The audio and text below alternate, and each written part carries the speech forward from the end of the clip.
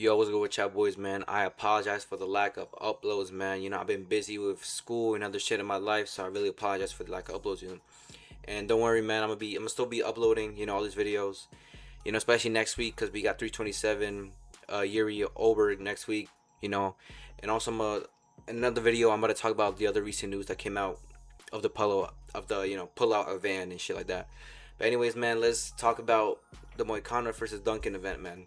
Honestly, this event was pretty good, man. Pretty good. For a fight night that had nobodies on the card and nobody expected nothing, bro. This surpassed probably everybody's expectation, man. This was like a solid 8 out of 10 card right here. A solid 8.5 out of 10. The exceptions of a couple like duds. But most of this card was just slime out sessions. People getting slimed out and just dominated and just bitched. But yeah, man, let's get straight to it, bro. We about to start first with the worst fight of the night. We got Barbosa versus Gato. Melissa Gato versus Dioni. Maybe how do you pronounce that? I don't give a fuck because it's WMA. So what do you expect? Especially in the prelims. You know, this is the worst fight of the night.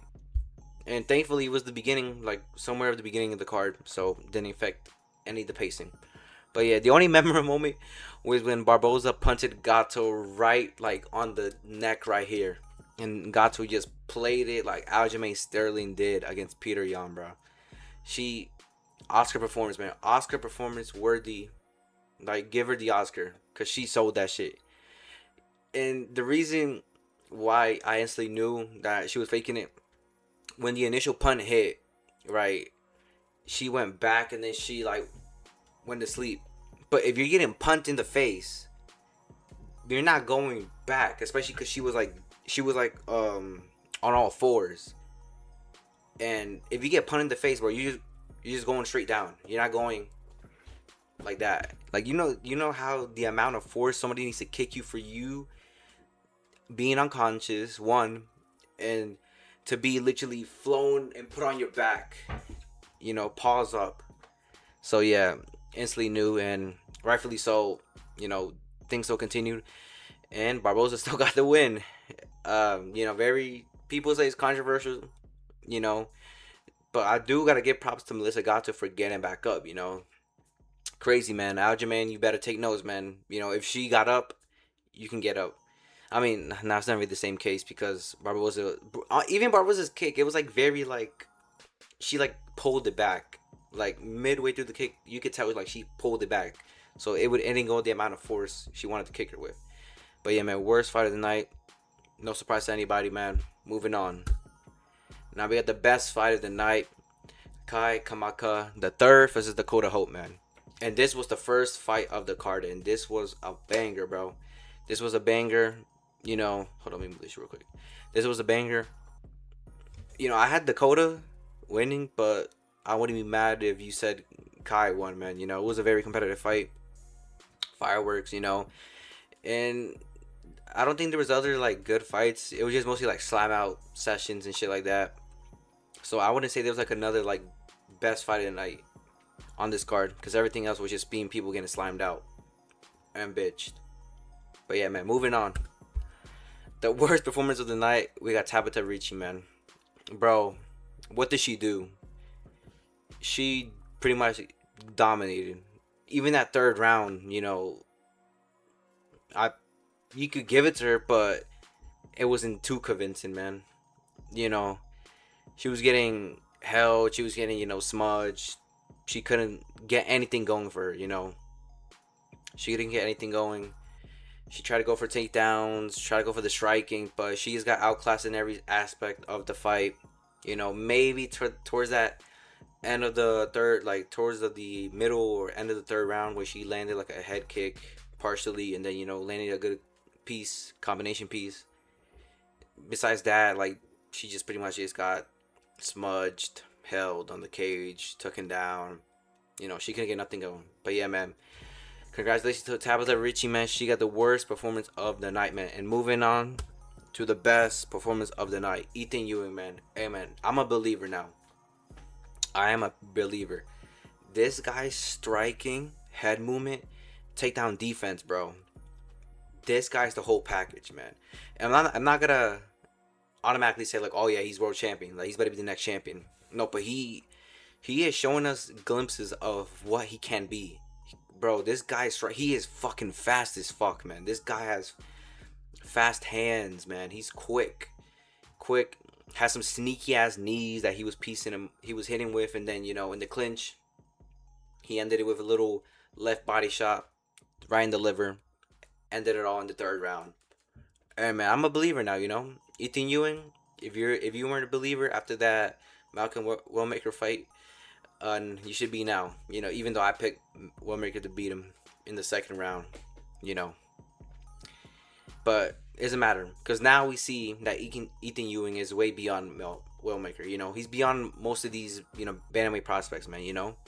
Let's see maybe one or two more fights against an unranked, and let's see what happens, man. I expect him maybe getting a ranked opponent maybe early next year, late this year, depending how active he's gonna be. He didn't really take any damage like that. He was just pretty much just dogging him, did whatever you want to him, easily, man. So Ethan Ewing, man, props to you. Best performance of the night, and I'm very excited to see what he becomes in the future, man. Moving on to the KO of the night, Elise Pereira, man. Nah, man, this is Alex Pereira right here, bro. So that first round, she was winning. It was all good striking and stuff like that. And out of nowhere, boom, hits a big ass knee, knocks her out cold, man. Knocks her out cold. And I realized I forgot to put her name on there, but it doesn't matter. But yeah, bro, Alice Pereira. Hey, man, this might be the Alex Pereira female version right here, man. Even though Pereira has a sister, nah, bro. This is the female Pereira right here, man. Crazy, bro. Crazy. Maybe she becomes a champion. Who knows, man? Who knows? This women's MMA. I don't really pay attention to women's MMA like that, but and this is impressive that out of all the guys that got KO'd, she was the one that had the best KO because she had her crucified like that. Crucified laid on the back, man. Now we got some honorable mentions here. Let's start with Tommy McMillan. I heard he trains with O'Malley, and then I seen O'Malley get an interview and shit like that. So yeah, McMillan, he's another one. He's another prospect. Very good striking. That the start of the fight was getting scrappy. Both started swinging, and then after that groin shot, things slowed down. Then McMillan found the combinations again and just got him out of there in the first. And Darius Flowers, hey man, caught us retards in the post match press conference, man. Cause retards. 3 losses, 2 short notice, 3 days notice in Elevation, 5 days notice in Elevation. All you fucking retards forget that I was fighting in Elevation on 3 days notice. No. He was an underdog. He was a big.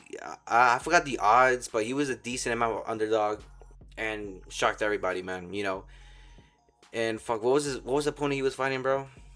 I forgot his name, bro. But everybody knows. I forgot his name. But yeah, he pretty much Alex like fucking Anthony Smith maxing, man. Anthony Smith maxing, man. He literally just crumbled up to the ground and he stuck it like a good boy, man. And then moving on to the last honorable mention is Deshaun Gore, bro. Hold on, no, Deshaun. All right, moving on to the honorable mentions. We got Trayshawn Gore, Tommy McMillan, and Darius Flowers. Tommy McMillan in the first round, showing very good glimpses. Is a training partner with O'Malley, so he's gonna be excited to see in the future. Darius Flowers, hey man, I think he was a pretty decently underdog, and he proved everybody wrong. Beat him in the second, pretty much cakewalked him. And then moving on to Trayshawn Gore, he was about to get finished in that second round. I don't know how he survived. I don't know how he survived at all. And, bro, fucking cars. I don't know how he survived that second round, bro. I thought he was gonna get slimed out. But, he came back in that third and got a crafty ass guillotine in the third and finished Asmat, man. Crazy stuff, man. Crazy stuff here. Now moving on to the main event, Moicano versus Duncan. Hey, man. All I gotta say is, guess who's back, man? Guess who's back?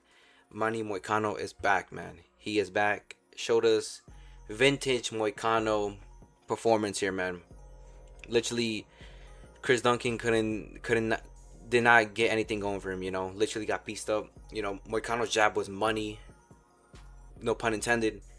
But yeah, that jab, he couldn't find any answer for that. Duncan just took it like a good boy. Second round started. Same shit happened. Duncan tried to get a takedown, tried to find something, tried to get something going. Did not get nothing going. Moicano cut him up. Then Duncan, slowly started fading until, he got taken down and submitted in the second round.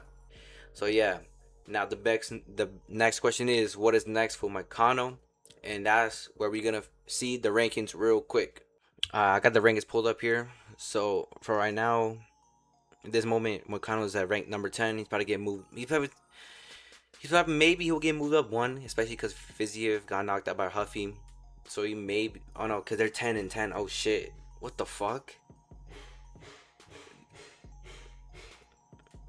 My bad for the noise. I don't know what the fuck is going on.